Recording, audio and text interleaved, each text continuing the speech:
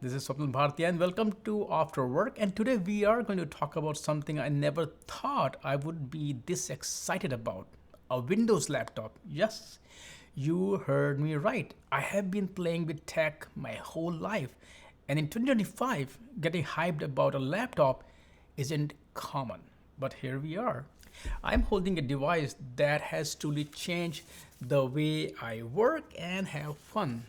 Stick around to learn more. And I will tell you why this ASUS ROG Zephyrus G14 has become my go-to machine for both video editing and gaming. Alright, before we get into what makes this laptop amazing, let me give you a bit of background on my use case. I'm a tech journalist. Now I run a tech media company and we produce a lot of YouTube content. My team primarily edits videos on Final Cut Pro using Macs, but here's the thing, I'm also a gamer and a serious gamer at that. When I travel, I can't exactly lug around my PlayStation or Xbox, and cloud gaming, let's just say it's not quite here yet. I tried different portable options like Steam Deck, ROG Ally, then ROG Ally X, and while they are cool, I found that they struggle with high-end AAA games like Cyberpunk or Star Wars Jedi Survivor. Of course, Star Wars is a very monolithic game, which even my main system sometimes struggles with this game. These are not ideal contenders, but still, you know what I mean when we look at these underpowered devices. But I am really excited about it, and Steam Deck and ROG Ally X, they are my go-to device. You will always find them in my backpack. And then if you look at my home setup, I have a beast of a gaming PC which I'll show you sometime. It's I got 4090 as soon as it came out. I built a massive sim racing rig with motion platform, butt kicker, everything. It's a fun device. But playing regular games on this sim racing rig is a hassle because of my triple monitor setup and all the gear that is attached to it. It is too much work to switch between the setup for the sim racing and then play the regular games. So I needed a secondary powerful device that can play all these AAA high-end demanding games. So I bought ROG Scar Strix laptop, once again 4090. It's a beautiful laptop, it's a powerful laptop, but it's very heavy. And also it's very loud. I can keep it on my desk to play my PC games, but I cannot travel with it. I actually stumbled upon the G14 when looking for an alternative to the iPad Pro. My iPad Pro is aging. I have created a different video about it. You can watch it up here. So when I was looking at the Surface Pro 11 at Best Buy, that's when I saw G14. I was like, how can you get a gaming laptop in that form factor? It's sleek, lightweight, 14-inch gaming laptop that wasn't bulky like Alienware, Razer, or HP machines. I had to give it a try. Now let's get into some specs. First of all, I'm not going to go too much into technical details because there are tons of reviews, awesome reviews of this laptop. You can go and watch those for technical aspect. This review is more for users. So this ASUS ROG G14 2024 edition, of course 2025 is already out. I am not sure if the pre-orders are open yet. I could have bought that one, but I kept this one on purpose. I'll talk about that later why. So this laptop is powered by AMD Ryzen 9. It's a powerful CPU for gaming, multitasking, a lot of creative work there, and it's very power efficient. So it will not consume too much battery as well. Of course, when you talk about battery, this laptop comes with NVIDIA RTX 4070. That's where all the battery is eaten. It ensures high frame rates and a great AI enhanced performance if you need them. I'm not a huge fan of that, but it is available. This laptop comes with 32 GB LPDDR5 RAM, which makes video editing and rendering a breeze. Though when it comes to the VRAM, it is capped at 8 GB, which can be troublesome for some people, but you have to look at the form factor and pricing. So you have to make some compromises here and there. What you have to do is to choose what is best for you. Of course, by default, it came with 1 TB SSD, but you can easily swap it and you can go all the way to 4 TB or 8 TB, whatever.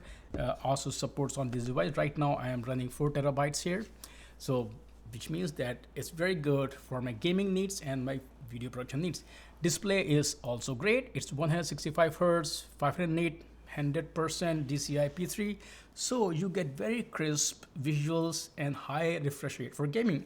To be honest with you, sometimes I actually prefer this display over my MacBook display. So ASUS has done some great job here. Now let's talk about weight, which is something that's really important for me because I want something which is portable. This thing is just around 3.6 pounds or 1.65 kilograms. That is almost the weight of my Surface Pro 11 with keyboard or the iPad. It is significantly lighter than most gaming laptops, which often go over 5 pounds. And I don't want to talk about Alienware, which is like 6 or 7 pounds. Those are good for desk, not to travel with them. And now price, because this is what made the decision for me.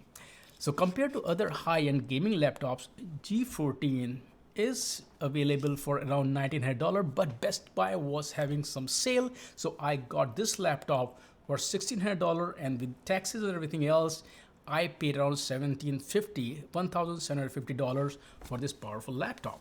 Now you have to understand, price has to be there, performance has to be there, and weight has to be there. So you have to make some compromise somewhere. You can find cheaper laptops, but then they will be super heavy. They won't be that portable. Now, as you know that 2025 is already out, but the reason I did not wait for that one is that if you look at performance wise, from what I know, these are laptops. These are not running the full blown GPUs. So sometime when you look at 4070, it is equivalent to maybe 4050 of the desktop version. So it's not the same performance. Also, when you're looking at this sleek design, there's not enough room for heat dissipation. They can do as much as they can, but still they will be capped by TDP. So you have to take into that account as well. So yes, the new ones I can get 5070 Ti, but it will not do magic. And from the report that I have seen, there is not that much difference between 4070 and 5070 Ti in laptop. So if you look at the pricing, the new laptop is around $2,500. If you put the tax and everything else, you are looking at $2,700. I paid $1,700 for this laptop. So we are looking at 1,000 difference. Now, does that performance which 5070 Ti will offer worth $1,000? I very much doubt. And as I said, this is not my primary gaming laptop. This is my secondary gaming laptop that I can just grab and go, especially for travel. Actually, this is so light that I can bring both MacBook Pro and this laptop and I won't break my back. And when it comes to performance, wow, this thing delivers. With the 2024 model packing a 4070 GPU and AMD chip, it can handle everything that I throw at it. Cyberpunk, no problem. Star Wars, no problem. Of course, Witcher, no problem. Elden Ring, no problem. All these games run beautifully. I mean, I get guaranteed 60 plus frame rate without even enabling frame generation, which I don't like either way. Yes, if I enable ray tracing, I will take a hit, but I'll still get at least 50 frames per second. You need to understand, this is not a full-blown desktop grade GPU here, so you have to make some compromise, but I can run it at full resolution. Only thing I may disable is ray tracing because I personally don't find any value in ray tracing. So I will disable ray tracing, but I run my games at full resolution and I don't enable frame regeneration, and I get 60 plus FPS on this laptop. What more can you ask for? Now, when it comes to video editing, since Final Cut Pro doesn't run on Windows, I switched to DaVinci Resolve. I could have used Adobe Premiere as well. I'm subscribed to them, but Premiere Pro has a lot of problems when it comes to quick turnaround. I can work on a project that I have to deliver in a month, but we do video interviews and we have to release 2 to 4 videos a day. So our turnaround time has to be very, very fast. And Final Cut Pro is really, really fast. After running DaVinci Resolve, doing some courses, I found that DaVinci Resolve is as good as Final Cut Pro. Actually, I should make a video about DaVinci Resolve itself, that why I am switching from Final Cut Pro to DaVinci Resolve. And my team, when I checked with them, they already use DaVinci Resolve for their other projects. And here's the kicker. When I was learning DaVinci Resolve and I was working on a project, my M2 MacBook Pro Max took around 11 minutes to render an 18-minute long video. DaVinci Resolve on G14 took 8 minutes. Now, if I use Final Cut Pro, which is really, really fast, it took more than 20 minutes. Of course, it may be because of M2 chip, but it's still a huge difference. I've noticed that DaVinci Resolve is really fast. And also the beauty with DaVinci Resolve is we can do the whole production because we have to edit audio as well. These are interviews, but you can edit audio within DaVinci Resolve. And when you render and export audio file in DaVinci Resolve, it is few seconds, whereas when you look Logic Pro X, it's a couple of minutes, could be 10 minutes to export one audio file. So if you have 4 guests, you can imagine how much time you're wasting in just editing the audio. Or the DaVinci Resolve, it's a matter of seconds, not hours, which is a huge difference for our turnaround time. So this is more about DaVinci Resolve, but it's also about what this laptop can do compared to my $5,000 M2 MacBook Pro. So after using G14, I realized that I don't need multiple devices anymore. This one machine can do it all for me, whether it's high-end gaming, video editing, my hobbies like 3D printing, woodworking. I mean, I use, easel, or I am using Inventable, I use Xcar, I use Xtool. I can get all those projects done on this laptop because some of those software is not available on Mac. Actually, I have to use some of the Windows machines for some of those projects. So this laptop can do all of that. Yes, it is a 14-inch screen, so it is smaller than my 16-inch MacBook. But I can always plug it into a bigger monitor or even use my XVL or whichever VR glasses to extend screen space, especially when I'm traveling, and get the work done. But that said, when I'm traveling, I'm not doing any heavy video editing. Either way, I have a team, they do the video edits. All I do is I have to review those videos because those interviews are technical in nature, so I have to just make sure that the videos are flowing properly. So the small screen doesn't actually make much difference. And since I have the option to use my VR glasses or a bigger screen, it's actually not a deal breaker at all.